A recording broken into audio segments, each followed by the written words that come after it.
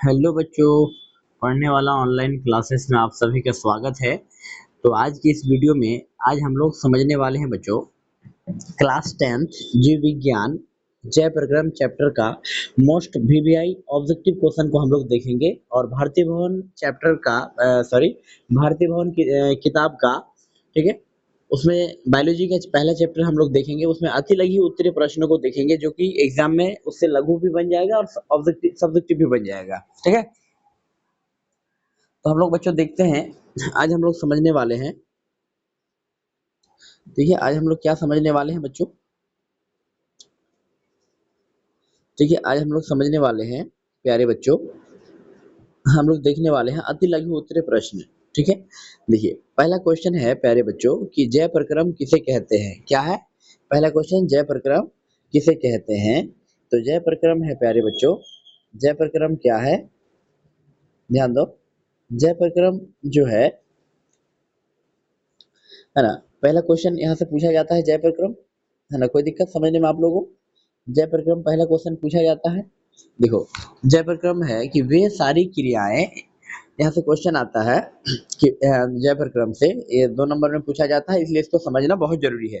देखो जय प्रक्रम क्या है, वे सारी क्रियाएं जिनके द्वारा जीवों का अनुरक्षण होता है उसे क्या कहते हैं, जय प्रक्रम कहते हैं। क्या कहते हैं उसे, जय प्रक्रम कहा जाता है, ठीक है ना। जय प्रक्रम का सिंपल सा परिभाषा आप लोगों को याद हो जाएगा, है ना। जय प्रक्रम क्या है ना, एक क्रिया है, ठीक है, क्रिया है जिनके द्वारा जीवों का क्या होता है बच्चों, अनुरक्षण होता है। जीवों का क्या होता है, जीवों का अनुरक्षण होता है, ठीक है। मतलब उसका, है ना, एक ऐसा प्रक्रिया होता है हमारे शरीर के अंदर जिससे जीवों का देखभाल किया जाता है, उसका मतलब उसके प्रोटेक्शन के लिए, सुरक्षा के लिए एक ऐसा क्रियाकलाप चलते रहता है लगातार, ठीक है बच्चों, जिससे, है ना, लोग जिंदा रहते हैं, है ना, जिसमें किसी प्रकार का कोई दिक्कत नहीं होता है। यही प्रक्रिया को हम लोग बच्चों क्या कहते हैं, जय प्रक्रम कहते हैं। क्या कहते हैं, जय प्रक्रम कहते हैं। यहाँ तक कोई दिक्कत समझने में, है ना। तो उम्मीद करते हैं यहाँ तक कोई दिक्कत नहीं होगा। अब आते हैं बच्चों, है ना, बहुकोशिकीय, दूसरा नंबर क्वेश्चन में दिया है कि बहुकोशिकीय जीवों में ऑक्सीजन की आवश्यकता विसरण द्वारा क्यों पूरी हो पाती है, ठीक है। तो इसका उत्तर होगा बच्चों, क्योंकि बहुकोशिकीय जीवों को अधिक ऑक्सीजन की आवश्यकता होती है। क्यों होती है, बहुकोशिकीय जीवों में ऑक्सीजन की आवश्यकता विसरण द्वारा क्यों नहीं पूरा हो पाता है। तो इसलिए पूरा नहीं हो पाता है क्योंकि बहुकोशिकीय जीवों को अधिक ऑक्सीजन की आवश्यकता होती है, ठीक है। चलिए क्वेश्चन नंबर 3 समझते हैं बच्चों। क्वेश्चन नंबर 3 है कि जीवों में पोषण की प्रमुख 2 विधियां कौन कौन सी है ना। तो प्रमुख 2 विधियां जैसे स्वपोषण परपोषण, क्या है बच्चों, स्वपोषण और परपोषण। आगे चले नंबर 4 देखो, हरे पौधों में किस प्रकार का पोषण पाया जाता है, स्वपोषण। किस प्रकार का पोषण, स्वपोषण पाया जाता है। कोई दिक्कत। नंबर 5 देखो, जंतुओं में पोषण की कौन सी विधि पाई जाती है। जंतुओं में पोषण की परपोषण विधि पाई जाती है, स्वपोषण नहीं। हरे पेड़ पौधे में स्वपोषण पाया जाता है, लेकिन जंतुओं की बात अगर होगा तो उसमें परपोषण पाया जाता है। कौन सा पोषण, परपोषण ठीक है। अब चलते हैं बच्चों, 5 नंबर हो गया। 6 नंबर देखो, 6 नंबर है 3 प्रकार की परपोषण विधियों का नाम लिखे। 3 प्रकार की परपोषण विधि लिखना है। जैसे प्यारे बच्चों, पहला नंबर है मृतजीवी पोषण, दूसरा परजीवी पोषण, तीसरा प्राणी संपोषण। ये 3 बहुत बहुत इंपॉर्टेंट है, परीक्षा में यहाँ से क्वेश्चन आते हैं, इसलिए इसको अच्छा से आप लोग समझें, ठीक है बच्चों। तो चैनल में अगर आप पहली बार आए हैं तो चैनल को लाइक सब्सक्राइब जरूर कर लीजिएगा, ठीक है। बेल आइकन प्रेस कर लीजिएगा ताकि कोई भी वीडियो हम डालेंगे तो सबसे पहले आप तक नोटिफिकेशन चला जाए, ठीक है। अब नंबर 7 में आते हैं बच्चों।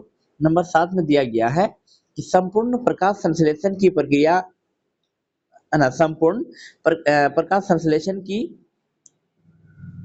प्रक्रिया का रासायनिक समीकरण लिखें। तो इसका रासायनिक समीकरण कैसे लिखेंगे बच्चों, इसका रासायनिक समीकरण हम लोग लिखेंगे उत्तर में CO2 plus H2O, CO2 plus H2O पहले लिखना है, ठीक। उसके बाद ऊपर लिखिएगा, एक एरो दीजिएगा, उसके बाद ऊपर लिखना है सूर्य का प्रकाश बट्टे क्लोरोफिल, उसके बाद लिखना है gives C6H12O6 plus H2O plus O2 plus ऊर्जा, ठीक है। कोई दिक्कत यहाँ तक समझ में आप लोग को दिखाई नहीं पड़ रहा है तो थोड़ा अच्छा से, है ना, आप देख सकते हैं। आप लोग अगर क्वालिटी में कुछ गड़बड़ है तो आप लोग 3 डॉट में जाना, यूट्यूब में जहाँ पर वीडियो देखते हैं वहां पर 3 डॉट में जाना, और 3 डॉट में जाने के बाद वहां पर देखिएगा कि एडवांस का ऑप्शन मिलेगा, एडवांस में जाना, उसके बाद फिर, है ना, वीडियो क्वालिटी का ऑप्शन मिलेगा, है ना, उसमें जाके, है ना, 360 में कीजिएगा या फिर 480 या 1080 जहां तक हो, है ना, क्वालिटी बढ़ा लीजिएगा, अच्छा दिखेगा वहां से, ठीक है। चलिए नंबर हम लोग 7 समझते हैं बच्चों। 7 नंबर हो गया। अब 8वां नंबर देखते हैं। देखो बच्चों 8वां नंबर में हम लोग क्या समझने वाले हैं। 8वां नंबर में हम लोग समझने वाले हैं कि प्रकाश संश्लेषण की प्रक्रिया में उपोत्पाद के रूप में क्या बनता है। उपोत्पाद के रूप में बच्चों क्या बनता है, ऑक्सीजन निकलता है। क्या बनता है, ऑक्सीजन। कोई दिक्कत समझने में, है ना, कोई दिक्कत नहीं है। चलिए 9 नंबर समझे। 9 नंबर है बच्चों कि प्रकाश संश्लेषण की प्रक्रिया हरित लवक या क्लोरोप्लास्ट में ही क्यों होती है। तो उसका उत्तर होगा बच्चों, प्रकाश संश्लेषण की प्रक्रिया इसलिए हरित लवक और क्लोरोप्लास्ट में होती है क्योंकि इसमें क्लोरोफिल वर्णक पाए जाते हैं। क्या पाए जाते हैं बच्चों, क्लोरोफिल वर्णक पाए जाते हैं। कोई दिक्कत, क्या पाए जाते हैं, क्लोरोफिल वर्णक। अब आते हैं नंबर 10, क्या पर आते हैं बच्चों, नंबर 10 में हम लोग, है ना, देखते हैं। देखो नंबर 10 में क्या दिया है ना, प्रकाश संश्लेषण क्रिया के लिए किन किन पदार्थों की आवश्यकता होती है। बताओ बच्चों, है ना, क्या होती है, सूर्य प्रकाश की जरूरत होती है, पर्णहरित या क्लोरोफिल की जरूरत होती है, कार्बन डाइऑक्साइड की जरूरत होता है, जल का जरूरत होता है, खनिज का, लवण का, खनिज लवण दोनों का। ठीक है, कोई दिक्कत, इतना चीजों की जरूरत होता है। कोई दिक्कत समझ में, कोई दिक्कत। तो बच्चों यहाँ तक हम उम्मीद कर रहे हैं कि आपको समझ में जरूर आता होगा। ठीक है, तो हम लोग 8 नंबर समझ रहे थे, अभी 9 नंबर, कौन सा नंबर समझ रहे थे, है ना, हाँ 10 नंबर, सॉरी 10 नंबर। ठीक है, देखिए 10 नंबर यहाँ तक कोई दिक्कत समझने में, है ना, 10 नंबर आप लोग समझ में गए होंगे। अब आते हैं बच्चों, यानी 4 चीज प्रकाश संश्लेषण जब भी होता है प्यारे बच्चों, मैं अच्छा से समझाता हूँ आपको कि 4 चीजों की जरूरत पड़ती है। कितने चीजों की जरूरत पड़ती है, 4 चीजों की। सूर्य प्रकाश, पर्णहरित, क्लोरोफिल, हाँ, ठीक है, कार्बन डाइऑक्साइड H2O, है ना, एवं खनिज लवण, 4 चीज की जरूरत होती है, तब जाकर प्रकाश संश्लेषण होता है। ये चारों में से अगर एक चीज भी नहीं रहेगा तो फिर प्रकाश संश्लेषण नहीं होगा। ठीक है, 4 चीज का होना बहुत जरूरी है। ठीक है, ये बहुत इंपॉर्टेंट क्वेश्चन है, VBI है बच्चों, ये VBI क्वेश्चन है, इसको, है ना, जरूर लिखें आप लोग कॉपी में, इसको समझे, एग्जाम में आता है यहाँ से क्वेश्चन। ठीक है, नंबर 11 है बच्चों, प्रकाश संश्लेषण प्रक्रिया के लिए पौधे CO2 कहाँ से प्राप्त करते हैं, वायुमंडल से। कहाँ से प्राप्त करते हैं बच्चों, वायुमंडल से। कहाँ से, वायुमंडल से। आगे चले, चलिए आगे चलते हैं।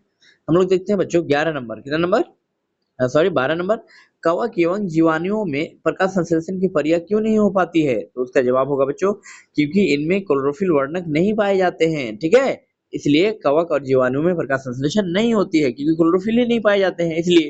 कोई दिक्कत। नंबर 13 समझो, पोषण की दृष्टिकोण से अमीबा तथा प्रेमेशियम किस प्रकार के जंतु है बच्चों, प्राणी संभोजी। कौन सा जंतु है, प्राणी संभोजी। चलिए आगे चले, चलते हैं आगे बच्चों। देखो आगे है ना, प्राणी संभोजी समझ गए आप लोग, है ना। अब आते हैं, मनुष्य का आहार नाल कौन कौन से भागों में बटा हुआ है। तो पहला होगा बच्चों आंसर, मुख गुहा में, ग्रसनी, ग्रास नली, अमाशय, छोटी आंत एवं बड़ी आंत, इतना भागों में बटा हुआ है। नंबर 15 है प्यारे बच्चों, नंबर 15 में क्या है, ग्रसनी में स्थित 2 छिद्रों का नाम लिखें, है ना, ग्रसनी में स्थित 2 छिद्रों का क्या लिखना है, नाम लिखना है बच्चों। 2 छिद्रों का क्या लिखना है, नाम। पहला गिल द्वार, सॉरी निगल द्वार, दूसरा कंठ द्वार। निगल द्वार और कंठ द्वार, निगल द्वार और कंठ द्वार, याद हो जाएगा बच्चों। कोई दिक्कत समझने में, यहाँ तक कोई दिक्कत नहीं होना चाहिए। नंबर 16 समझते हैं, मनुष्य में पाचन आहार नाल के किस भाग से शुरू होता है, मुख गुहा से। कहाँ से प्यारे बच्चों, है ना, मुख गुहा से। कहाँ से, है ना, मुख गुहा से। कोनो दिक्कत, चलिए कोई दिक्कत नहीं है। नंबर 17 समझते हैं बच्चों, कहाँ समझते हैं हम लोग, नंबर 17।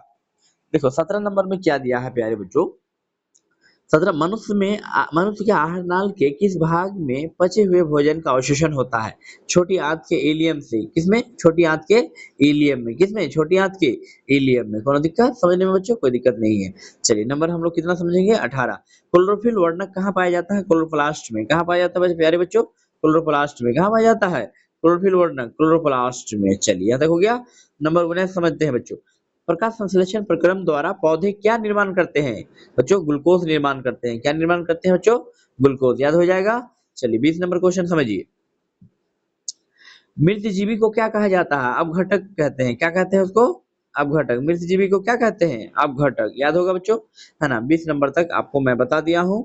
ठीक है, 20 ऑब्जेक्टिव टोटल मैं बताया हूँ। कितना ऑब्जेक्टिव मैं बताया हूँ, 20 ऑब्जेक्टिव। कोई दिक्कत समझने में, है ना, कोई दिक्कत यहाँ तक नहीं है। ठीक है, मैं ये स्लाइड पूरा कंप्लीट कर देता हूँ। नंबर 21 नंबर हम लोग समझते हैं। देखो, जिस जीव के शरीर से परजीवी अपना भोजन, है ना, भोजन, अपना भोजन है, वे क्या कहलाते हैं। जिस जीव के शरीर से परजीवी अपना भोजन, है ना, लेते हैं, ठीक है, उसे क्या कहते हैं, है ना, पोषी कहते हैं। मतलब जिस जीव के शरीर से परजीवी अपना भोजन लेते हैं उसे क्या कहते हैं, पोषी कहते हैं, पोषी। चलिए कोई दिक्कत यहाँ तक समझने में, है ना, पोषी कहा जाता है। ठीक है, आगे आते हैं 22 नंबर। गोबर छत्ता में किस प्रकार का पोषण होता है बच्चों? वृक्षजीवी। कौन सा? वृक्षजीवी। 23 नंबर देखो बच्चों, पत्तियों का कौन सा अंग CO2 युक्त, है ना, वायु का प्रवेश, है ना, द्वार है? रंध्र। क्या होगा बच्चों? रंध्र होगा। कौन सा होगा? है ना, रंध्र। कोई दिक्कत? चलिए नंबर 24 समझते हैं। पोषण की दृष्टि से जंतुओं को क्या कहा जाता है बच्चों? परपोषी कहा जाता है। क्या कहा जाता है? परपोषी। क्या कहा जाता है? परपोषी। चल आगे चले, नंबर 25 देखो। नंबर 25 में है, अमीबा में भोजन का पाचन कहाँ होता है? भोजन राजधानी में। कहाँ होता है बच्चों? भोजन राजधानी में। कोई दिक्कत समझने में? चलिए यहाँ तक कोई दिक्कत नहीं है। ठीक है बच्चों, तो वीडियो थोड़ा लंबा हो जाएगा बच्चों, है ना। तो आज हम लोग कहाँ तक देखी? क्वेश्चन 25 नंबर तक देखे। कहाँ तक देखे बच्चों? 25 नंबर तक हम लोग देख लिए। ठीक है, फिर नेक्स्ट क्लास में बच्चों, आगे की क्लास में हम लोग ऑब्जेक्टिव क्वेश्चन देखेंगे। तो आप अगर चैनल में पहली बार है तो चैनल को सब्सक्राइब कर लीजिए। ठीक है बच्चों, तो आज का क्लास यहीं तक रहने देते हैं, फिर हम लोग अगले किसी वीडियो में मिलते हैं।